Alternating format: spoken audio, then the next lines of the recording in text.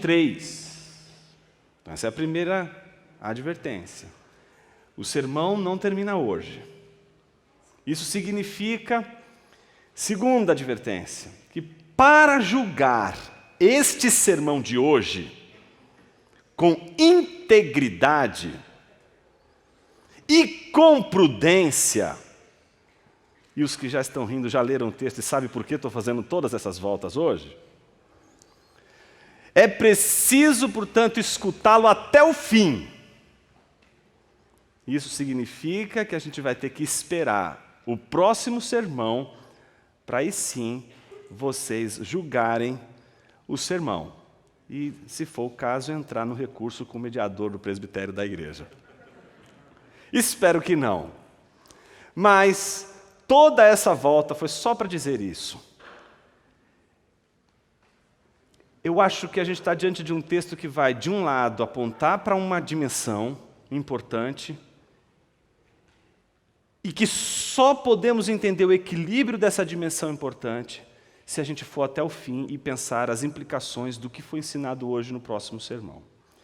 Então, por isso, peço que você seja benevolente e, ao mesmo tempo, prudente o suficiente para analisar cada palavra do texto hoje e perceber não quais as ideias teológicas que meramente o texto está aqui apresentando, mas o que ele está inquirindo de cada um de nós hoje aqui. O que, no fundo, esse texto está nos convocando a fazer. Tá certo? Então, para isso, eu gostaria de convidá-los, então, à leitura de Romanos 14, do versículo 1 a 12. Diz assim a palavra do Senhor: acolhei o fraco na fé, mas não para debater opiniões. Um crê que pode comer de tudo, e outro que é fraco, come só verduras e legumes. Quem come, não despreze quem não come, e quem não come, não julgue quem come, pois Deus o acolheu. Quem és tu que julgas o servo alheio? É para seu próprio Senhor que ele está em pé ou cai, mas estará firme, pois o Senhor é poderoso para o firmar. Uma pessoa considera um dia mais importante do que outro, mas outra julga iguais todos os dias. Cada um esteja inteiramente convicto em sua mente. Aquele que observa um dia, para o Senhor o faz, e quem come, para o Senhor come, porque dá graças a Deus, e quem não come, para o Senhor deixa de comer, e dá graças a Deus, porque nenhum de nós vive para si, e nenhum de nós morre para si. Pois se vivemos, para o Senhor vivemos, se morremos, para o Senhor morremos. De modo que, quer vivamos, quer morramos, somos do Senhor. Porque foi com este propósito que Cristo morreu e tornou a viver, para ser Senhor tanto de mortos como de vivos. Mas tu, por que julgas teu irmão? Ou também, por que desprezas teu irmão? Pois todos compareceremos diante do tribunal de Deus. Porque está escrito: juro por minha vida, diz o Senhor, todo joelho se dobrará diante de mim, e toda língua confessará a Deus. Assim, cada um de nós dará conta de si mesmo a Deus. Oremos. Senhor Deus, nos dê sabedoria, capacidade, iluminação do Teu Espírito, para expressarmos com exatidão e fidelidade a Tua palavra. E que o Evangelho possa ser mais forte do que nossas convicções pessoais. E que o Evangelho, somente o Evangelho que nos salvou, nos oriente até os céus. Essa é a nossa oração, sob a iluminação do Espírito Santo, e em nome de Cristo Jesus, Teu Filho, é que oramos. Amém. Depois do dualismo, que é aquela crença que distorce o anúncio de que Jesus é Senhor sobre toda a criação, o legalismo é, sem sombra de dúvida, a mais destrutiva distorção do Evangelho.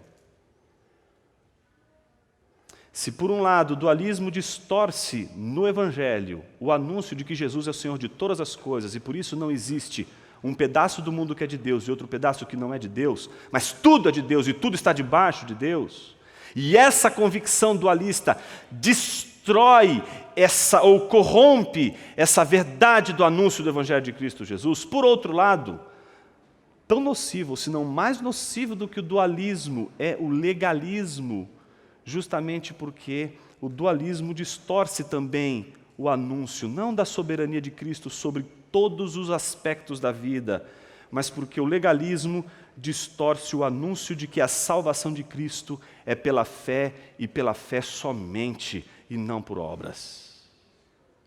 Por isso não se pode brincar com o legalismo, porque o que está em jogo com o legalismo é o anúncio da fé salvadora, é o anúncio de que ninguém é salvo por Cristo Jesus pelos seus méritos, não é salvo pelas suas obras, não é salvo pelo seu trabalho, pela sua religiosidade, mas é salvo pela fé em Cristo Jesus. Por isso, por mais que haja obras, mas enquanto não houver fé em Cristo Jesus, não haverá salvação. O legalismo, ele é destrutivo no anúncio do Evangelho, porque ele nos rouba exatamente a verdade do anúncio de que é pela fé, e a fé somente, que nós somos salvos. Entretanto, um dos efeitos corrosivos do legalismo é a rejeição daqueles que Deus já acolheu. Um dos efeitos que o legalismo provoca na igreja é rejeitar aqueles que Deus já acolheu, que Deus já recebeu, aqueles que já estão sob as marcas da salvação e cobertos pelo sangue de Jesus. Tanto aqueles que fazem parte do curso de formação ministerial desta igreja, como o conselho ministerial dessa igreja formado por presbíteros, sabem de quanto essa questão, ela é a questão que mais aflige e mais traz temor no nosso coração, que é rejeitar aquele que Deus acolheu. Não tem nada mais terrível para a vida cristã do que a gente rejeitar aqueles que foram acolhidos por Deus. Então a grande pergunta que a gente tem que se fazer é: por que o legalismo faz isso? Por que o legalismo rejeita o que Deus escolheu? Por que o legalismo rejeita o que Deus recebeu? Por que o legalismo nos faz rejeitar aqueles a quem Deus acolheu? São dois os motivos. Primeiro, por causa da incredulidade. Ou seja, a falta de fé em Cristo Jesus. E esse é o exemplo que a gente tem em Gálatas, capítulo 2, quando Paulo, inclusive, repreende Pedro, porque Pedro muda o seu comportamento com os cristãos, principalmente com os membros daquela igreja, por conta de alimentação, exatamente pela chegada de judeus legalistas. E ali o que estava em jogo na repreensão de Paulo a Pedro, não é Pedro, mas legalistas que não creem em Jesus Cristo e ficam exigindo daqueles que creem em Jesus Cristo um comportamento que seria só viável para aqueles que não creem em Jesus Cristo, mas creem que a salvação vem pelas obras. Então, por um lado, o legalismo rejeita o que Deus acolheu porque é incrédulo. Mas, por outro lado, o legalismo também rejeita o que Deus acolheu, e isso é o mais importante da noite de hoje, por causa da fraqueza. Que fraqueza é essa? A incapacidade que alguns cristãos legalistas têm de lidar com uma coisa chamada liberdade cristã.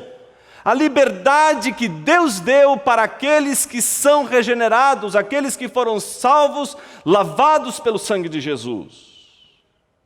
Se por um lado a incredulidade, que é a falta de fé em Cristo, constitui um motivo para a rejeição daqueles que Deus acolheu, há também a fraqueza de regenerados, e aqui muda toda a história. Aqui a gente já não está mais pensando em Gálatas 2, a gente pode estar pensando em 1 Coríntios capítulo 8, quando Paulo está se referindo àqueles gentios que estão agindo de forma um tanto legalista com relação àqueles que estão comendo comidas sacrificadas a ídolos, justamente aqueles para os quais aquela comida não tinha absolutamente nenhum vínculo idolátrico, mas eles que na vida pregressa tiveram com aqueles alimentos uma ligação religiosa muito profunda, aquilo escandalizava demais a eles. Então Paulo chama a atenção daqueles irmãos, não são incrédulos, são cristãos regenerados, para o fato de que o legalismo deles tem desagradado ao Senhor, porque tem feito eles rejeitarem aqueles que Deus já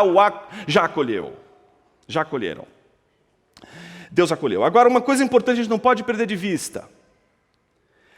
Esse texto de Paulo que nos interessa hoje, nos fala do legalismo como uma rejeição daqueles que Deus acolheu, não o legalismo de incrédulos, de não cristãos, mas o legalismo de regenerados, de gente de Deus, de gente piedosa, de gente que crê em Jesus Cristo, mas por conta do legalismo, mesmo sendo regenerada, é uma pessoa que rejeita aqueles que Deus acolheu, e entre eles, esses que Deus acolheu, me refiro aos regenerados, ou seja, são regenerados, rejeitando regenerados. Esse é o legalismo que nos preocupa nessa noite. O legalismo que permanece em pessoas que creem em Jesus Cristo, que amam o Senhor e que professam a sua fé em Jesus, mas que rejeitam aqueles que Deus acolheu. Nessa passagem que a gente acabou de ler de Romanos capítulo 14, Paulo então está preocupado com o legalismo dos regenerados, um legalismo, portanto, causado pela fraqueza dos regenerados. E para explicar essa fraqueza dos regenerados, traduzida nesse legalismo, que é a rejeição de cristãos que foram acolhidos por Deus, Paulo então nos entrega essa argumentação, compreendida a partir de 3 argumentos que correspondem às 3 partes que constituem a estrutura desse texto. A primeira parte, que corresponde ao primeiro argumento, vai do versículo 1 ao versículo 4, e o argumento de Paulo é um só e direto: não debata questões de consciência, não discuta sobre questões de consciência. Esse é o primeiro, que vai do versículo 1 ao versículo 4. Segundo, do versículo 5 ao versículo 6, o argumento de Paulo vai ser exatamente o contrário, no sentido de ser agora uma afirmação e não uma negação. Se o primeiro é não discuta questões de consciência, no segundo é tenha firmeza de consciência, tenha convicção das suas escolhas e da sua decisão, tenha firmeza de caráter, tenha firmeza de compostura. E por último, dos versículos 7 a 12, Paulo diz: faça tudo sabendo que está diante de Deus. Você tem a liberdade de realizar todas as coisas, desde que você as consiga fazer diante de Deus. Primeiro ponto: não debata questões de consciência. O versículo 1 é claro quando diz, na sua parte B, mas não para debater opiniões. A palavra opiniões aí, que a gente traduz por argumentos dialógicos, questões dialógicas ou questões de consciência, e que muitos vão chamar de também questões adiáforas. O que são questões adiáforas? São aquelas questões que não são essenciais à fé cristã. São aquelas questões que não são as imprescindíveis da fé cristã.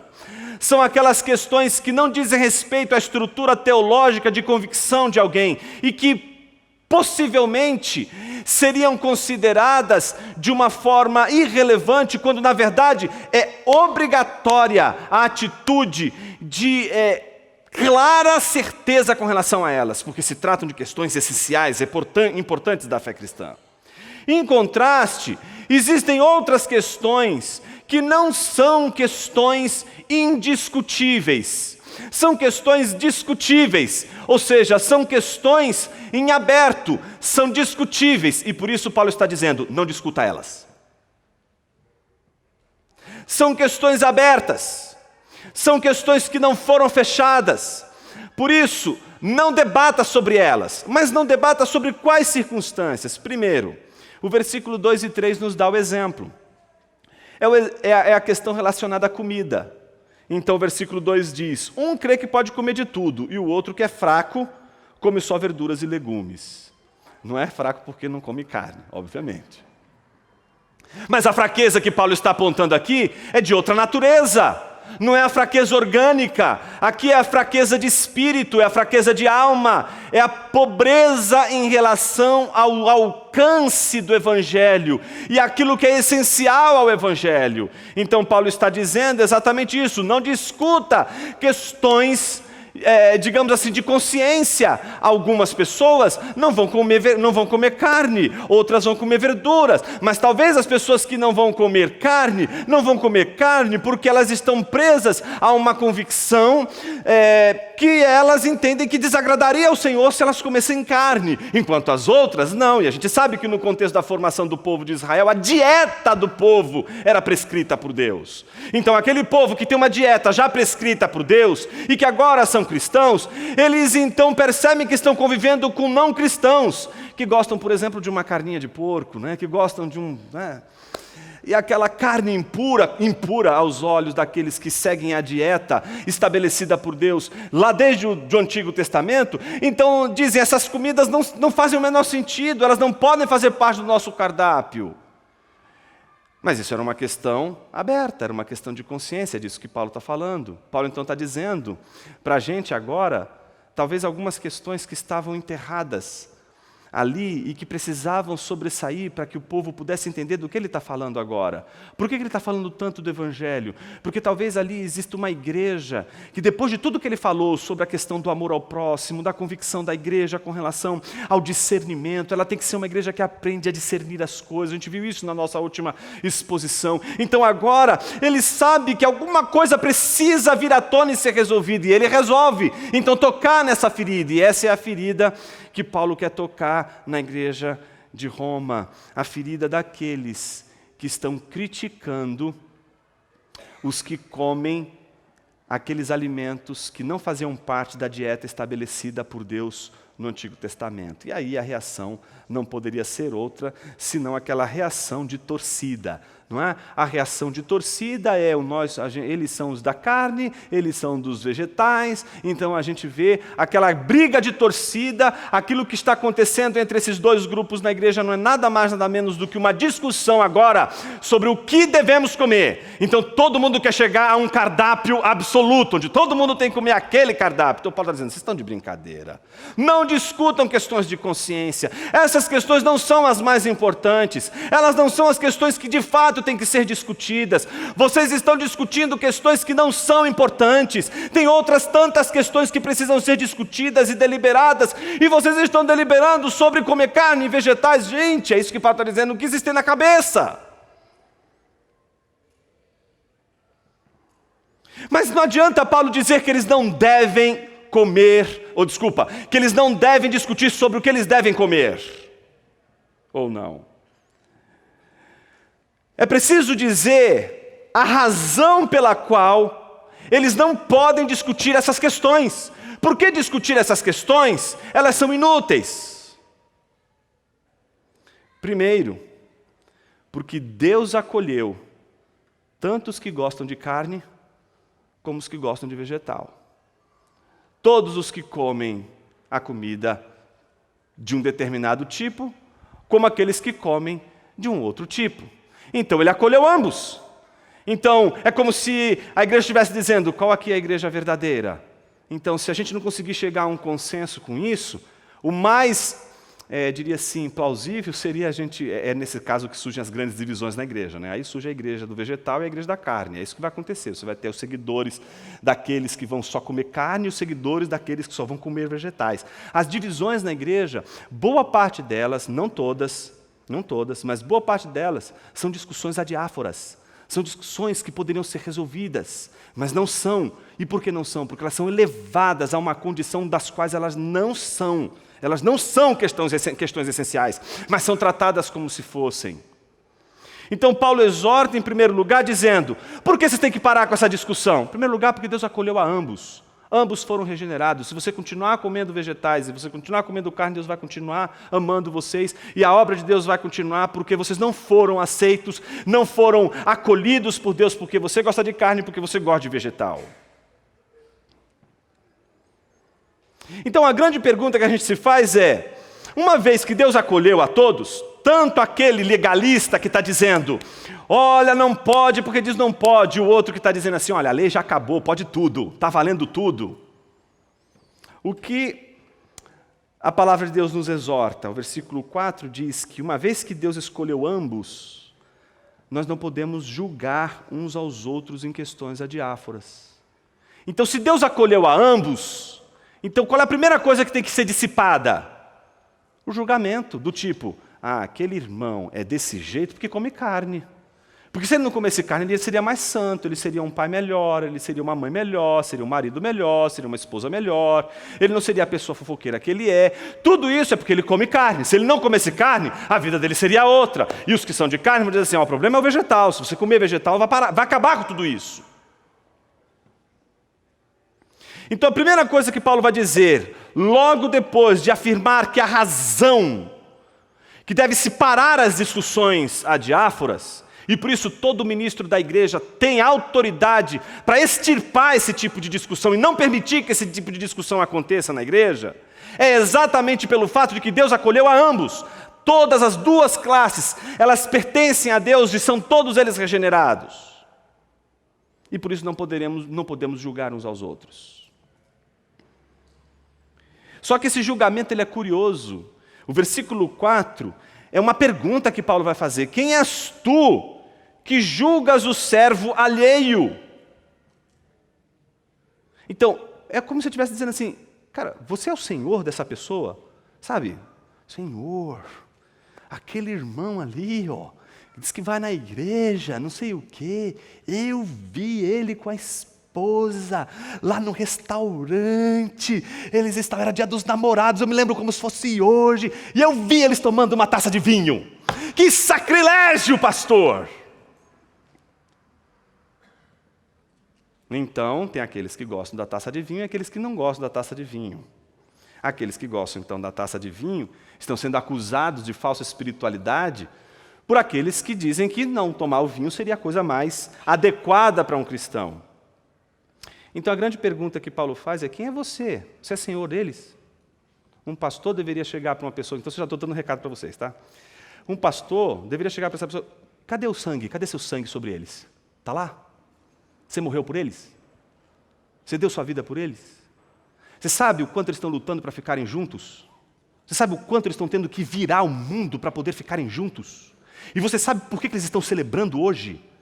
Você sabe o que está acontecendo com eles? Hein, seu animal? Mas eu não posso fazer isso. Essa é a minha grande vontade. Por que eu não posso fazer isso? Aí eu tenho que voltar com vocês no versículo 1, porque eu não li de propósito. Eu fiz toda essa abordagem exatamente para que você esquecesse a primeira frase, para que você não prestasse atenção na primeira frase, porque é ela que é poderosa. O que diz a primeira frase? Acolhei o fraco na fé. Quem é o fraco na fé? Esse animal. Eu não posso bular no pescoço dele e dizer, seu animal, eu não posso fazer isso. O que a Bíblia está dizendo que eu tenho que fazer com ele? Eu tenho que acolher ele. Você está entendendo o que Paulo está dizendo? Eu tenho que acolher o animal que não quer acolher aquele que Deus acolheu. Ou seja, Deus está tratando comigo também. Deus está dizendo para mim, mas olha, eu não acolhi você também? Isso não é uma questão adiáfora? É, Senhor. Então não discuta, Jonas. Simples assim. Isso não é para ser discutido. Isso não é questão de discussão. Isso não é passível de discussão. O que está em jogo aqui, única e exclusivamente são irmãos em Cristo Jesus, são crentes, creem na palavra de Deus. Acabou, meus irmãos.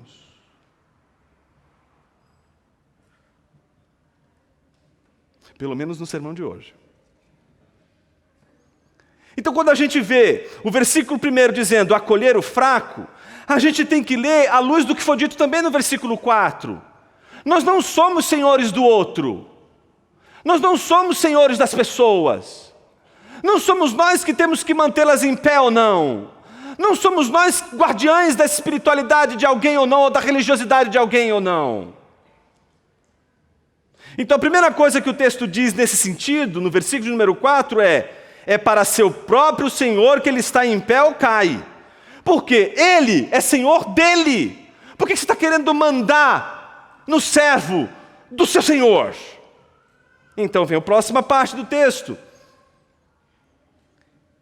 Mas estará firme, pois o Senhor é poderoso para o firmar. Então, num primeiro momento, toda a argumentação de Paulo é mostrar que é necessário acolher os fracos.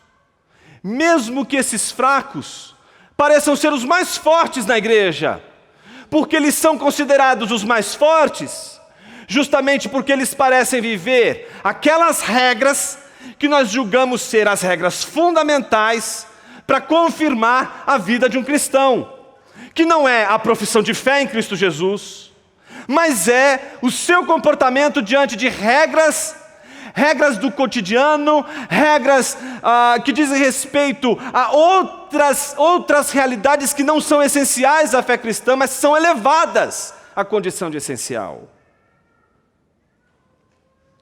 Bom, então a gente volta todo o problema para o versículo 1. Acolha o fraco. Tá bom, Senhor. Vamos acolher. Então a gente não resiste, né? Quem é o fraco, Senhor? Tem que fazer uma exegese um pouco melhor, porque precisa saber quem é esse fraco. Porque não é? A gente tem que saber quem é ele. Primeira pergunta é então, quem é o fraco? Trata-se daquele que não sabe lidar com a liberdade cristã. Portanto, aquele que deve ser acolhido é aquele que não consegue acolher aquele que Deus regenerou, porque ele não sabe lidar com a liberdade que aquele que Deus acolheu está usando. Está usando. Veja só, seja por conta de uma religiosidade centrada no cumprimento de regras, seja pelo medo daquilo que a gente vai chamar aqui hoje de acrasia, e eu vou explicar o que é acrasia. O medo da desmedida, o medo da destemperança, o medo do equilíbrio, são sempre dois argumentos. Quando surge em qualquer lugar, em qualquer discussão na igreja, aí chega sempre pessoas vão perguntar, mas pastor, pode beber um cálice de vinho ou não? As pessoas elas não querem pensar, elas só querem saber a regra. Elas não querem usar a liberdade cristã, elas querem saber a regra. Elas querem ou pode ou não pode, elas não cogitam a possibilidade do depende. E eu vou tentar explicar isso o mais claro possível de agora em diante. A religiosidade centrada no cumprimento de regras, ela revela uma cisão, não só no contexto evangélico brasileiro e ocidental, revela essa contradição aqui na nossa igreja. Nossa igreja tem gente que vem do universo evangelical e tem gente que vem do evangelho, do contexto reformado. Essas duas realidades são por natureza distintas. Elas enxergam, por exemplo, a liberdade cristã de maneiras distintas. Então cada um vem com a sua experiência. Um vem com a experiência de uma igreja reformada que diz, não, pode tomar um vinho, mas com moderação. O outro diz, nem com moderação, é do pecado. E o vinho que Jesus fez lá no milagre era sem fermento. Aí é o milagre que a gente precisa ter para acreditar que o melhor vinho era sem fermento. Então, a religiosidade centrada no compromisso das regras faz a gente lembrar desses dois grupos que estão aqui e que podem de repente por questões de consciência, entrar em conflito e achar que um é menos merecedor da atenção do que outro. O legalista vai dizer, eu vi. O outro vai dizer, esse é fraco na fé. E Deus está dizendo para os dois, eu não quero que discutam, porque os dois foram acolhidos. Não quero que vocês entrem em discussão com isso. Você tem a sua maneira de conceber a liberdade cristã e você entende exatamente os teus limites e, portanto, você está seguindo o seu padrão e está seguindo a fé em Cristo Jesus. Você entende que o que o irmão está fazendo é errado, não faz sentido, mas você não pode de forma alguma dizer que aquele irmão, porque está fazendo isso, ele não é um cristão.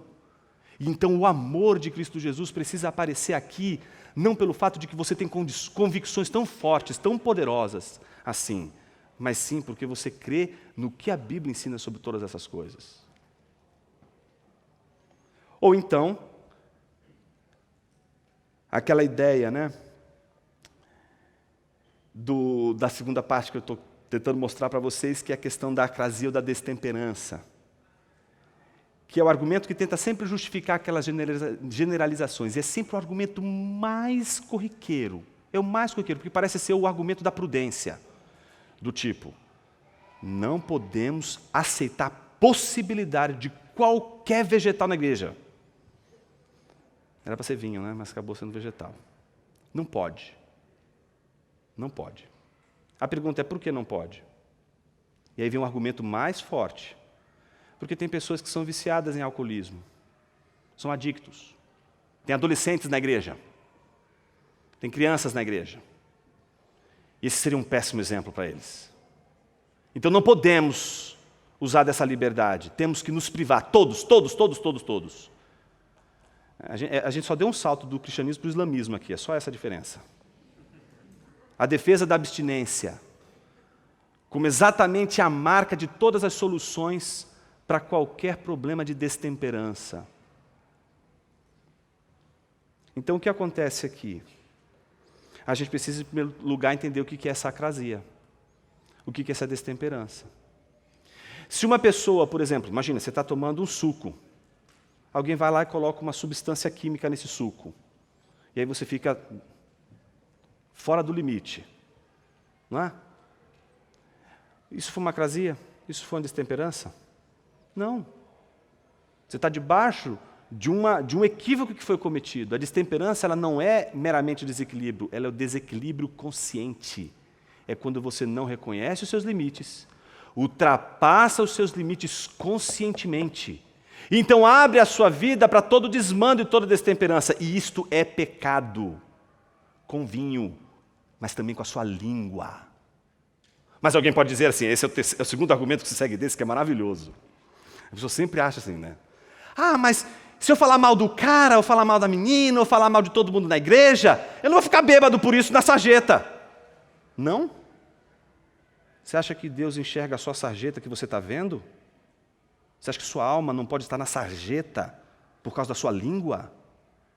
Você acha que Deus só enxerga aquele que encheu a cara e está na sarjeta e está dizendo esse aqui está em pecado e precisa de misericórdia porque não está sabendo equilibrar as suas emoções, não está conseguindo equilibrar os seus desejos e por isso está vivendo essa vida na sarjeta? Você acha que ele também não está vendo a sarjeta da tua alma?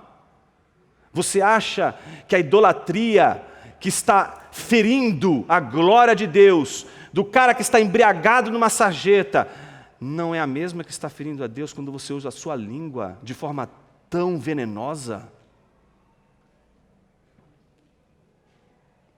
Então, o que seria a temperança? É aquilo que a gente espera para a vida. É o uso das nossas liberdades com equilíbrio e consciência.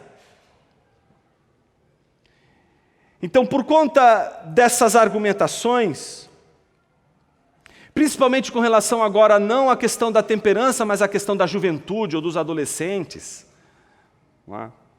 a gente poderia simplesmente dizer assim, poxa, mas isso não dá um bom exemplo, e eu vou concordar com todas as letras.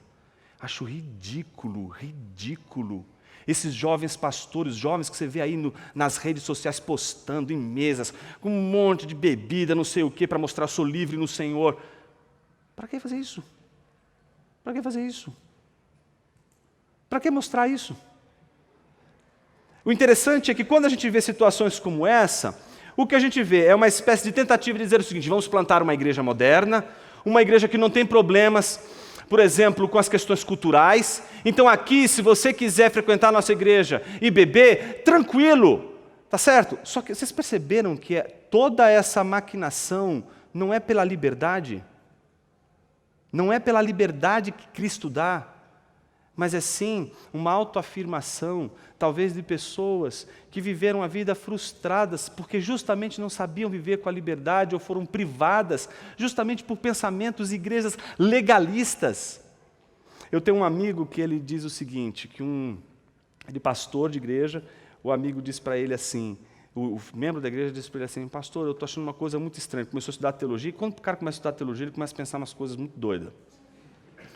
Ele diz assim: olha, eu estou lendo aqui, eu vi tudo, olha, procurei todas as vezes que aparece a palavra vinho na Bíblia. É vinho mesmo, né, pastor? É vinho mesmo. Então, mas aí eu li a história da igreja e eu vi umas coisas assim interessantes, né? Aí ele vai lembrar daquela passagem, a famosa passagem de Lutero, quando Lutero diz, né?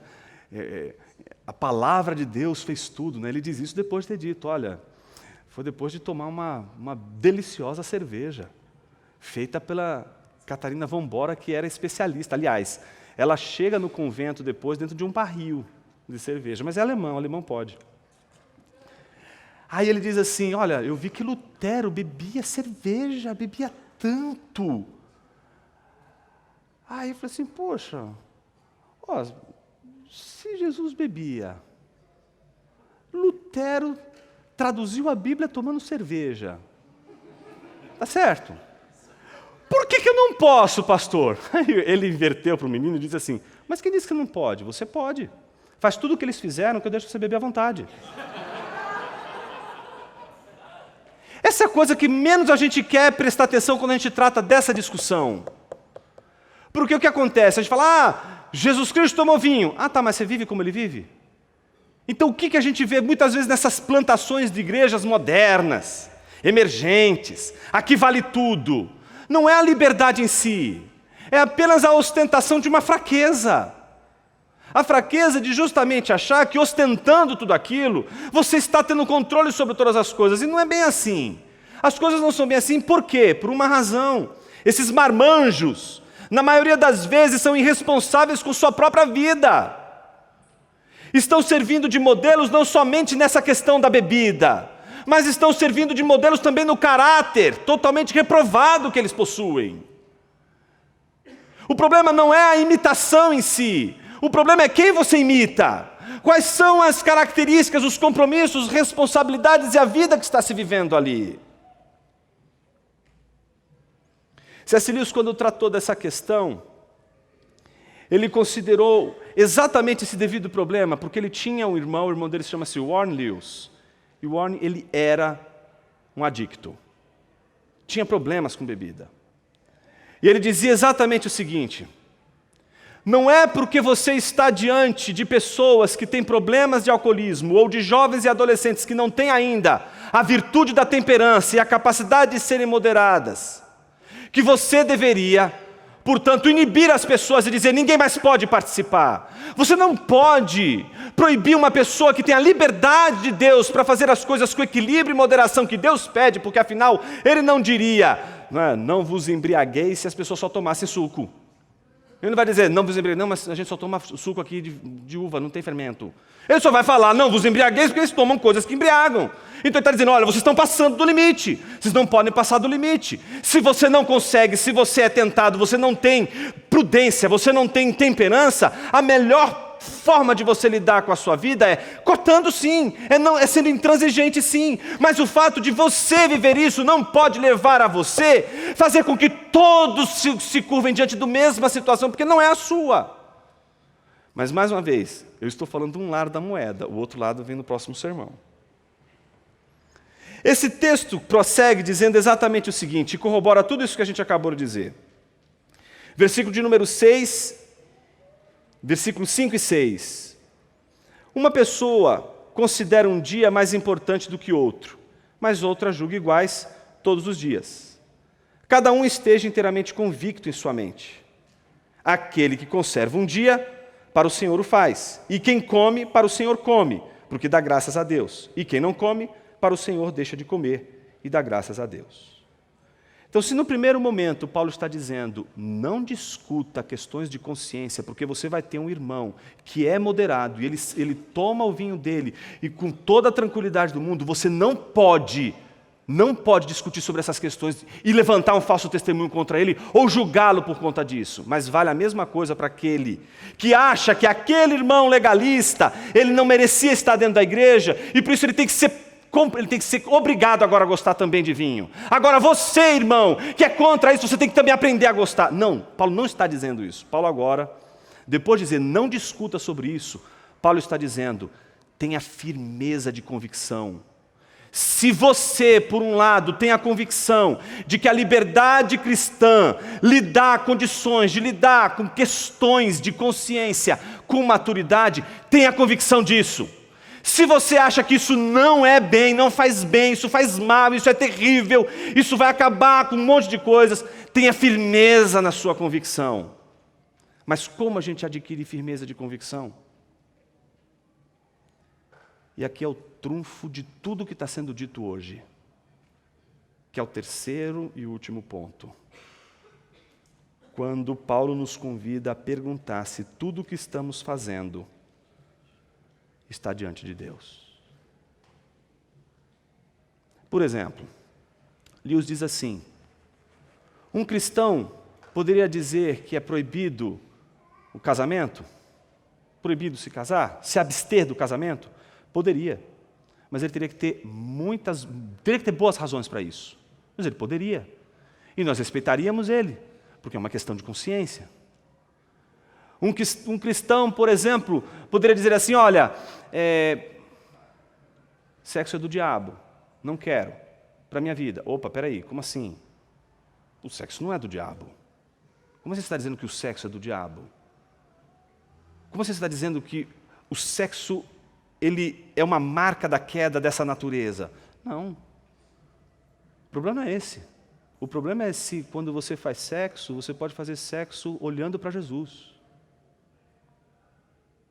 Tá certo? Se com quem você está tendo a relação, você poderia ali ter toda a tua liberdade, porque quem está ali naquelas quatro paredes, entre aquelas quatro paredes é Jesus. E ele estaria dizendo assim, como eu estou feliz por essa dádiva que vocês estão provando agora. Será? Quando você, na liberdade que Deus lhe dá, de fazer as coisas que você poderia fazer, a pergunta é, você faria se Jesus estivesse agora olhando para você? Esse é o teste. Se você faz qualquer coisa, e você não tem a firmeza da convicção, se aquilo que você está fazendo está dizendo, isso desagrada a Deus, meus irmãos, por que fazer? Por isso que Paulo está dizendo, se tem pessoas que não vão achar que determinadas práticas que são de consciência, são erradas, essas pessoas não estão de todo erradas se elas determinarem como convicções claras de sua vida. Mas daí, transformar isso numa regra e fazer com que todos na igreja adotem o mesmo padrão numa questão que é de consciência, isso, Paulo está dizendo, não procede de Deus e vai colocar a igreja num colapso. Então, meus irmãos, se a gente tem uma discussão, em primeiro lugar, falando sobre comida, comer carne, e a outra sobre o dia do Senhor, essa do dia do Senhor ela é bem interessante, porque a gente vai encontrar hoje, principalmente no nosso contexto, e aí o contexto mais reformado, principalmente uma tendência à literalidade e a uma maneira de enxergar o dia do Senhor, de uma determinada forma, de uma determinada perspectiva, que, por exemplo, se algum irmão, de repente, resolve acordar mais cedo para fazer uma corrida e depois ir ao parque, se é o caso de uma igreja que tem um culto à noite, com a sua família, para ali ter uma refeição e fazer isso tudo para a glória de Deus, ele já estaria em pecado, porque ele teria que separar todo aquele dia para o Senhor. Meus irmãos, eu não estou dizendo aqui que a gente fechou essa questão, o que eu estou dizendo é que pode a igreja abrigar os dois. A igreja pode abrigar aquele irmão que defende que no domingo tudo tem que ser para Deus, tudo tem que ser para o Senhor. Afinal de contas, eu dediquei a semana inteira para correr atrás de um monte de coisas. Meu domingo, chova pedra, canivete, o dia inteiro eu vou focar em Deus, nas coisas de Deus, etc. Beleza, meu irmão, isso é um caminho.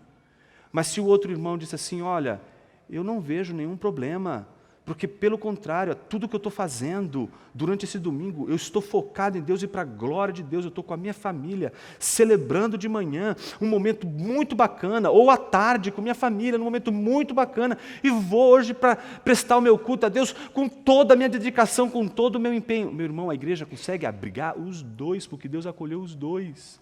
O que Paulo está dizendo? Por que vocês estão discutindo nisso, nesse ponto? Por que vocês estão discutindo nesse ponto?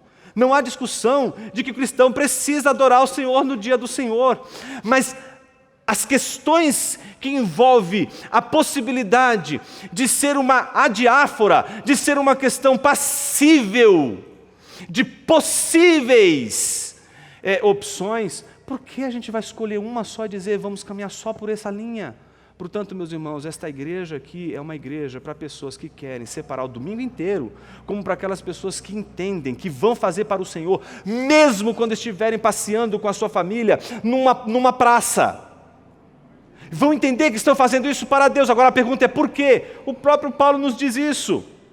Versículo 6. Aquele que observa um dia, para o Senhor o faz. Então aquele que separa o dia inteiro para Deus, ele não está fazendo para Deus? Ele diz que não está fazendo para Deus? Ok, está fazendo para Deus. Mas olha só o que diz em seguida. E quem come para o Senhor, come porque dá graças a Deus. E quem não come para o Senhor, dá graças a Deus. Ou seja, são opiniões diferentes. E todos eles estão glorificando a Deus. Glorificando a Deus. Eu sei que muitos de nós aqui temos uma experiência muito influenciadora pelo evangelicalismo. E o evangelicalismo ele tem uma tendência brutalizante a ser legalista.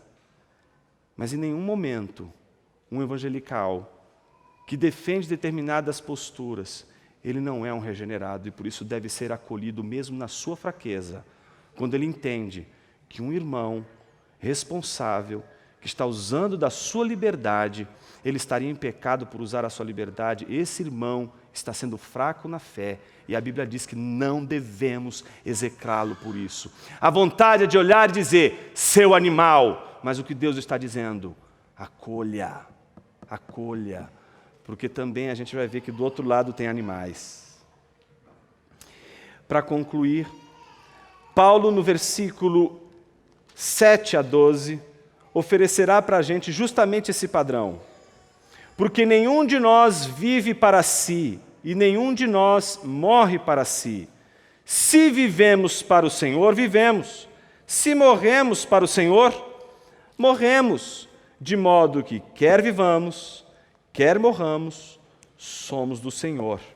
Pois foi com este propósito que Cristo morreu e tornou a viver, para ser Senhor tanto de mortos como de vivos. Mas tu, por que julgas teu irmão?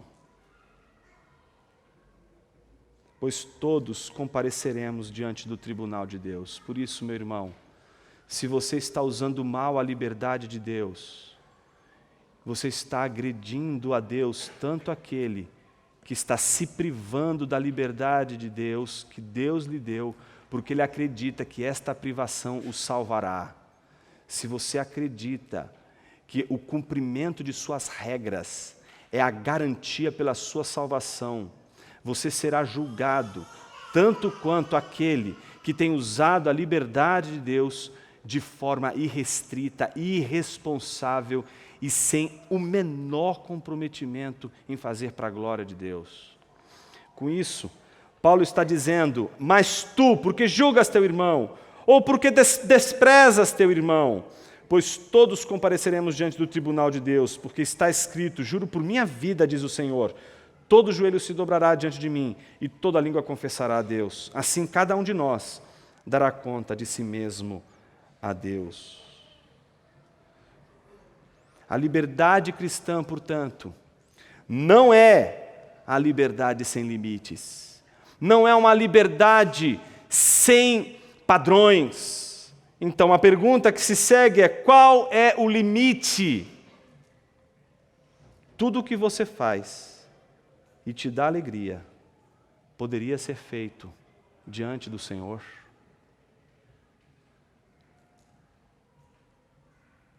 A gente está tocando no fundo do fundo, meus irmãos. Não é na discussão se pessoas podem tomar um cálice de vinho ou não. Se as pessoas deveriam se vestir de uma determinada forma ou não. A gente está falando tudo hoje. Tudo, se eu pudesse resumir tudo que a gente está falando hoje, a gente não está falando de outra coisa, senão dos nossos ídolos. Um cálice de vinho pode ser um ídolo, tanto quanto o seu trabalho. E os dois podem te destruir. Não porque os dois em si são maus, mas porque em nós há uma coisa chamada desmedida, acrasia. Em nós há desmedida, e a gente precisa da graça de Deus, meus irmãos. De todas as virtudes cardeais, sem sombra de dúvidas, a temperança é aquela que mais corresponde àquilo que Paulo hoje está nos ensinando. E a diferença, por exemplo, de uma virtude cardeal como a temperança, para uma virtude, por exemplo, teologal, como graça, como amor, fé e esperança, é que amor, fé e esperança são coisas que a gente só pode realizar sob a assistência do Espírito Santo. Mas as virtudes cardeais, elas são virtudes que a gente desenvolve pelo entendimento que a gente tem das Escrituras, pelo entendimento que a gente tem da Palavra de Deus. Por isso, minha oração é que você leia as Escrituras, que você se encharque das Escrituras ao ponto de você perceber que os ídolos, eles podem ter a cara, a feição muito mais religiosa do que a feição que muitas vezes a gente reputa ser a feição daqueles que não são regenerados. Por detrás de muita gente com cara de crente, há muita legião, meus irmãos. Há muita legião. Jesus não nos alertou de outra forma, senão dizendo que se Satanás se apresentasse diante de nós, ele não se apresentaria de outra forma, senão como alguém, digamos assim, com cara de crente. Porque aí a gente poderia confiar, porque a gente mede a piedade das pessoas pelo comportamento delas. É o pior caminho, meu irmão. É o pior caminho, minha irmã. Não confie sua vida nas aparências. Aparências de pessoas mais piedosas do mundo podem esconder as piores maldades, as piores mazelas da vida humana. Por isso, a pregação de hoje, ela não responde à pergunta que tanto você gostaria de saber. Jonas, posso tomar um cálice de vinho ou não? Eu vou dizer exatamente para você. Isso é uma questão de consciência. Não vou discutir isso. Não vou debater isso com você. Vou apenas dizer o que a palavra de Deus diz. Se você tomar esse cálice, Deus vai ficar feliz. Deus vai dizer: como eu estou feliz por você estar provando de uma dádiva que eu te dei. Se você resolver não tomar o cálice e dizer: não quero, porque eu acho que isso vai desagradar ao Senhor, Deus vai ficar feliz com você por isso. Deus vai dizer: estou feliz, eu sei quais são as razões pelas quais você está fazendo o que você está fazendo, e as suas razões são nobres. Você não está deixando de fazer isso porque meramente a coisa em si é má. Eu sei que você está fazendo isso por causa do seu filho, que é adicto. Eu sei que você está fazendo isso porque você não consegue usar a liberdade como deveria. Então, meus irmãos, se isso é o que está em jogo, aí sim nós temos a orientação que a palavra de Deus nos dá, que é a orientação da prudência, que é a oração que não estabelece a salvação por uma regra, mas que nos estabelece a possibilidade de sermos uma comunidade que, em primeiro lugar, entende que Deus nos regenerou, mas não transformou todo mundo num exército de soldadinhos de chumbo. Então, não espere que a gente plante uma igreja de veganos, uma igreja de churrasqueiros, nem uma igreja de surfista, nem uma igreja de skatista, nem uma igreja de empresário, nem uma igreja de amantes do vinho ou de pessoas que odeiam vinho. A igreja não é sobre coisas particulares da vida privada. Você já tem um Senhor que observa você todos os dias e Ele vai te observar melhor do que eu. Eu só quero saber se a gente pode ter comunhão e adorar o mesmo Deus e garantir que nós vamos chegar aos céus ajudando uns aos outros. E é isso que Deus espera dessa comunidade. Agora, a hipocrisia, ela é um veneno dentro da igreja. A hipocrisia, ela é um câncer dentro da igreja. Porque ela destrói, ela vai crescendo.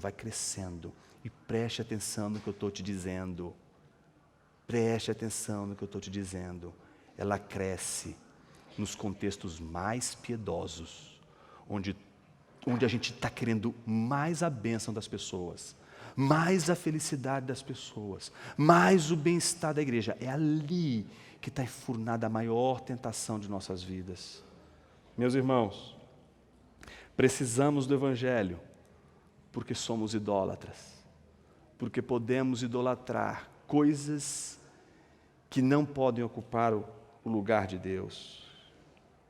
E nesse sentido, é que nós precisamos reconhecer que os nossos ídolos, eles podem nos colocar numa situação de completo inebriamento, de completo êxtase.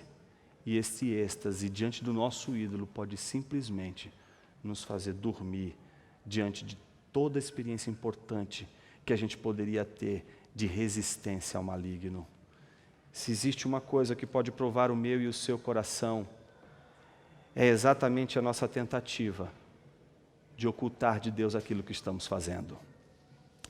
Se tem alguma coisa que eu aprendi com a minha própria vida, e hoje eu vejo também com os meus filhos, principalmente os pequenininhos, é quando eles querem fazer alguma coisa errada e eles dizem: papai, não olha para cá não. Olha para lá, papai, eles não querem que eu veja. Agostinho chamava isso de liberdade vigiada. É disso que a gente está falando hoje, meus irmãos.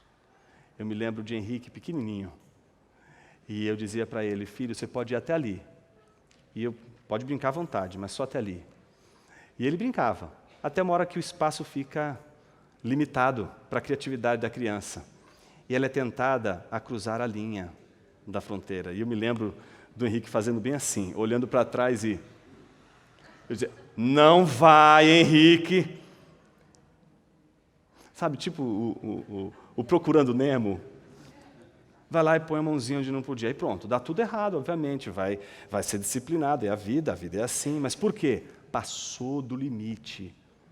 Mas uma coisa eu não esqueço, é ele olhando para mim, sabendo que eu sei que ele está fazendo algo errado. Cruzar aquela linha é um pecado, meus irmãos, em si. Aquele espaço ele não poderia usar? Ele poderia. Ele não cruzou a linha. Ele não manchou uma coisa. Ele quebrou um pacto comigo. Seu prazer depende da aliança com Deus. O cristão não é alguém que vive para se satisfazer a todo custo. Deus quer que você tenha prazer, meus irmãos. E tem irmão que não quer ter prazer. Porque acha, não, Deus odeia o prazer. Não, Deus te deu um corpo cheio de sensores maravilhosos. Só que é para você fazer dentro do espaço que Ele te deu. A minha pergunta é se tudo que você está fazendo, Ele está olhando assim para você. Ou se Ele está assim, que vontade de estar aqui agora, que coisa maravilhosa isso aqui.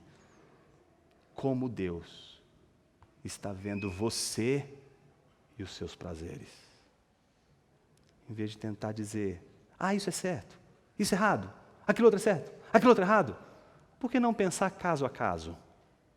Por que fazer uma regra e dizer agora, não pode? Por que não pensar à luz da palavra de Deus o que ela nos orienta?